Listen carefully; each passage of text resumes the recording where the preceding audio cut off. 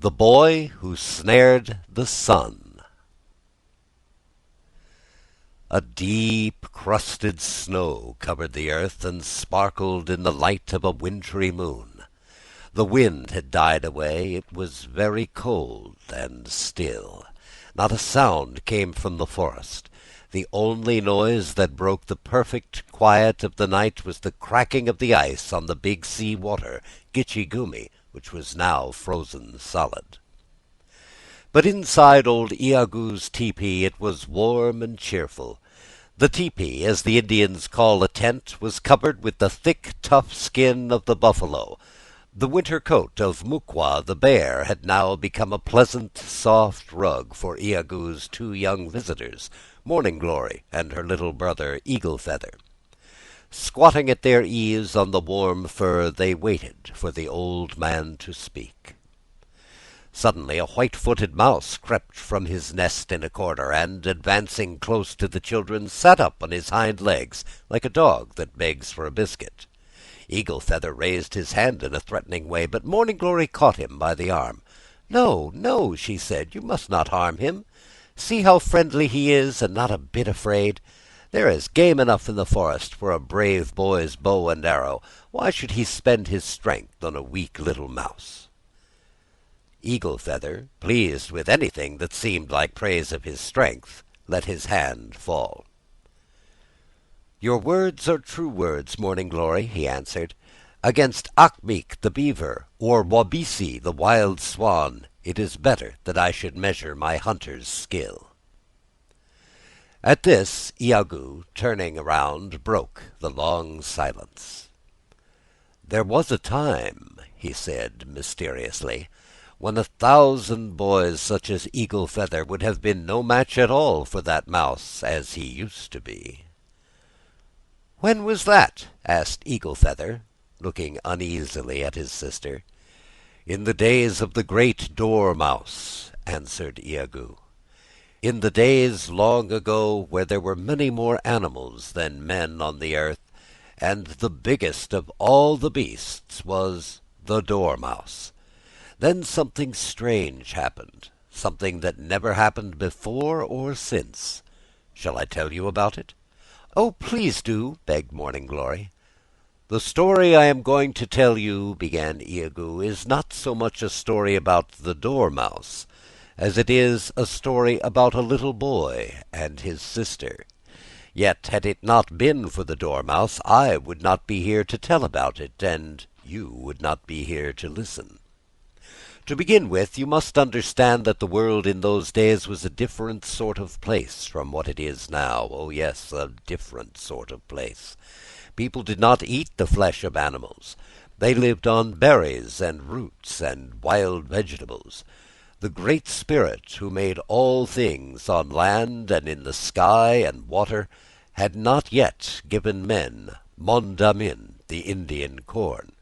There was no fire to give them heat or to cook with. In all the world there was just one small fire, watched by 2 old witches who never let anybody come near it, and until Coyote, the prairie wolf, came along and stole some of this fire, the food that people could manage to get was eaten raw, the way it grew." "They must have been pretty hungry," said Morning Glory. "Oh, yes, they were hungry," agreed Eagu. "But that was not all. There were so many animals and so few men that the animals ruled the earth in their own way. The biggest of them all was Bosh Quadosh, the mastodon. He was higher than the highest trees, and he had an enormous appetite. But he did not stay long on earth, or there would not have been food enough even for the other animals." "I thought you said the dormouse was the biggest," interrupted Eagle Feather. Eagu looked at him severely. "At the time I speak of," he continued, "Bosh Quadosh, the mastodon, had just gone away. He had not gone a bit too soon either, for by this time the only people left on the whole earth were a young girl and her little brother." "Like Eagle Feather and me?" asked Morning Glory. "The girl was much like you," said Eagu patiently. But the boy was a dwarf who never grew to be more than 3 feet high. Being so much stronger and larger than her brother, she gathered all the food for both, and cared for him in every way. Sometimes she would take him along with her when she went to look for berries and roots. "He's such a little boy," she said to herself, "that if I leave him all alone, some big bird may swoop down and carry him off to its nest." She did not know what a strange boy he was, and how much mischief he could do when he set his mind upon it. One day she said to him, "Look, little brother, I have made you a bow and some arrows. It's time you learned to take care of yourself, so when I am gone, practice shooting, for this is a thing you must know how to do." Winter was coming, and to keep himself from freezing, the boy had nothing better than a light garment woven by his sister from the wild grasses. How could he get a warm coat? As he asked himself that question, a flock of snowbirds flew down near by, and began pecking at the fallen logs to get the worms. "Ha!" said he, "their feathers would make me a fine coat." Bending his bow, he let an arrow fly, but as he had not yet learned how to shoot straight, it went wide of the mark. He shot a second and a third. Then the birds took fright and flew away. Each day he tried again, shooting at a tree where there was nothing better to aim at. At last he killed a snowbird, then another and another. When he had shot 10 birds, he had enough. "See, sister," he said, "I shall not freeze. Now you can make me a coat from the skins of these little birds." So his sister sewed the skins together and made him the coat, the first warm winter coat he had ever had. It was fine to look at, and the feathers kept out the cold. Ee-yah! He was proud of it. With his bow and arrows he strutted up and down like a little turkey-cock. "Is it true," he asked, "that you and I are the only persons living on earth? Perhaps if I look around I may find someone else. It will do no harm to try." His sister feared he would come to some harm, but he had made up his mind to see the world for himself, and off he went. But his legs were short, and he was not used to walking far, and he soon grew tired. When he came to a bare place on the edge of a hill, where the sun had melted the snow, he lay down, and soon was fast asleep. As he slept, the sun played him a trick. It was a mild winter's day. The bird skins of which the coat were made were still fresh and tender, and under the full glare of the sun they began to shrivel and shrink. "Yah! What's wrong?" he muttered in his sleep, feeling the coat become tighter and tighter. Then he woke, stretched out his arms, and saw what happened. The sun was nearly sinking now. The boy stood up and faced it and shook his small fist. "See what you have done!" he cried with a stamp of his foot. "You have spoiled my new bird-skin coat. Never mind, you think yourself beyond my reach up there, but I'll be revenged on you. Just wait and see." "But how could he reach the sun?" asked Morning Glory, her eyes growing rounder and rounder. "That is what his sister said when he told her about it," said Eaguu. "And what do you think he did? First he did nothing at all but stretch himself out on the ground, where he lay for 10 days without eating or moving. Then he turned over on the other side and lay for 10 days more. At last he rose to his feet. "I have made up my mind," he said. "Sister, I have a plan to catch the sun in a noose. Find me some kind of cord from which I can make a snare." She got some tough grass and twisted it into a rope. "That will not do," he said. "You must find something stronger." He no longer talked like a little boy, but like one who was to be obeyed. Then his sister thought of her hair. She cut enough from her head to make a cord, and when she had plaited it, he was much pleased, and said it would do. He took it from her and drew it between his lips, and as he did this, it turned into a kind of metal, and grew much stronger and longer, till he had so much that he wound it round his body. In the middle of the night he made his way to the hill, and there he fixed a noose at the place where the sun would rise. He had to wait a long time in the cold and darkness, but at last a faint light came into the sky. As the sun rose, it was caught fast in the noose, and there it stayed. Eaguu stopped talking and sat looking into the fire. One might have supposed that when he did this he saw pictures in the flames and in the red coals, and that these pictures helped him to tell the story. But Morning Glory was impatient to hear the rest. "Eaguu," she said timidly, "did you forget about the dormouse?" "Yeah, the dormouse, no, I have not forgotten," answered the old man, rousing himself. When the sun did not rise as usual, the animals could not tell what had happened. Ajidamo, the squirrel, chattered and scolded from the branch of a pine tree. Kagaji, the raven, flapped his wings and croaked more hoarsely than ever to tell the others that the end of the world had come. Only Mukwa, the bear, did not mind. He had crept into his cave for the winter, and the darker it was, the better he liked it. Wabon, the east wind, was the one who brought the news.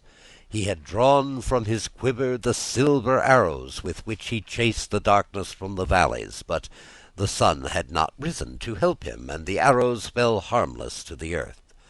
"Wake! Wake!" he wailed. "Someone has caught the sun in a snare. Which of the animals will dare to cut the cord?" But even Coyote, the prairie wolf, who was the wisest of them all, could think of no way to free the sun. So great was the heat thrown out by its rays that he could not come within an arrow's flight of where it was caught fast in the magical noose of hair. "Leave it to me!" screamed Ken-Yu, the war eagle, from his nest on the cliff.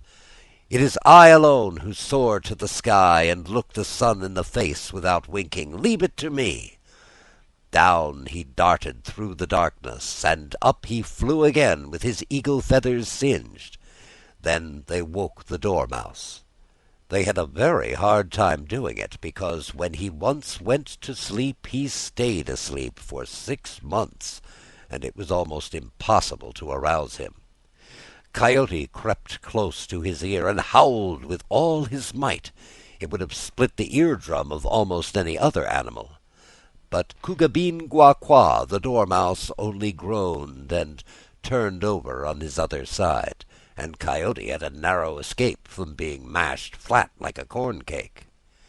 "There is only one thing that will wake him," said Coyote, getting up and shaking himself. "I will run to the mountain cave of Animiki, the thunder. His voice is even more terrible than mine." So off he went at a gallop. Soon they could hear Animiki coming. Boom! Boom! When he shouted in the ear of the dormouse, the biggest beast on earth rose slowly to his feet. In the darkness he looked bigger than ever, almost as big as a mountain. Animiki the thunder shouted once more to make sure that the dormouse was really wide awake and would not go to sleep again. "Now," said Coyote to the dormouse, "it is you that will have to free the sun. If he burned one of us, there would be little left but bones, but you are so big that if part of you is burned, there will still be enough. Then in that case you would not have to eat so much, or work so hard to get it." The dormouse was a stupid animal, and Coyote's talk seemed true talk. Besides, he was the biggest animal. He was expected to do the biggest things. So he made his way to the hill where the little boy had snared the sun, and began to nibble at the noose. As he nibbled away, his back got hotter and hotter. Soon it began to burn, till all the upper part of him had burned away and become great heaps of ashes. At last, when he had cut through the cord with his teeth and set the sun free, all that was left of him was an animal no larger than an ordinary mouse. What he became then, so he is today.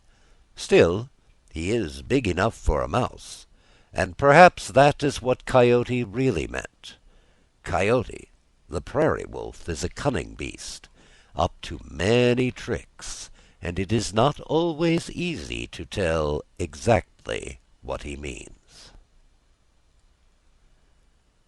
So, besides the things he had learned for himself, Iagoo knew much more. He knew the fairy tales and the wonder stories told him by his grandfather, who had heard them from his grandfather, and so on, away back to the time when the world was young and strange, and there was magic in almost everything. Iagoo was a great favorite with the children. No one knew better where to find the beautiful colored shells which he strung into necklaces for the little girls. No one could teach them so well just where to look for the grasses which their nimble fingers wove into baskets. For the boys he made bows and arrows, bows from the ash tree that would bend far back without breaking, and arrows strong and straight from the sturdy oak. But most of all, Iagoo won the children's hearts with his stories. Where did the robin get his red breast? How did fire find its way into the world so that an Indian can get it out by rubbing two sticks together? Why was Coyote, the prairie wolf, so much cleverer than all the other animals? And why was he always looking behind him when he ran? It was old Iagoo who could tell you where and why. Now winter was the time for storytelling. When the snow lay deep on the ground, the north wind came howling from his home in the land of ice, and the cold moon shone from the frosty sky. It was then that the Indians gathered in the wigwam. It was then that Iagoo sat by the fire of blazing logs, and the little boys and girls gathered round him. "Ooh," wailed the north wind. The sparks leapt up, and Iagoo laid another log on the fire. "Ooh, ooh." What a mischievous old fellow was this north wind! One could almost see him, his flowing hair all hung with icicles. If the wigwam were not so strong, he would blow it down, and if the fire were not so bright, he would put it out. But this wigwam was made on purpose for just such a time as this, and the forest near by had logs to last forever. So the north wind could only gnash his teeth and say, "Ooh, ooh." One little girl, more timid than the rest, would draw nearer, and put her hand on the old man's arm. "Oh, Iagoo," she said, "just listen. Do you think he can hurt us?" "Have no fear," answered Iagoo. "The north wind can do no harm to anyone who is brave and cheerful. He blusters and makes a lot of noise, but at heart he is really a big coward, and the fire will soon frighten him away. Suppose I tell you a story about it?" And the story Iagoo told we shall now tell to you, the story of how Shingebis fooled the north wind. So ends Iagoo the Storyteller.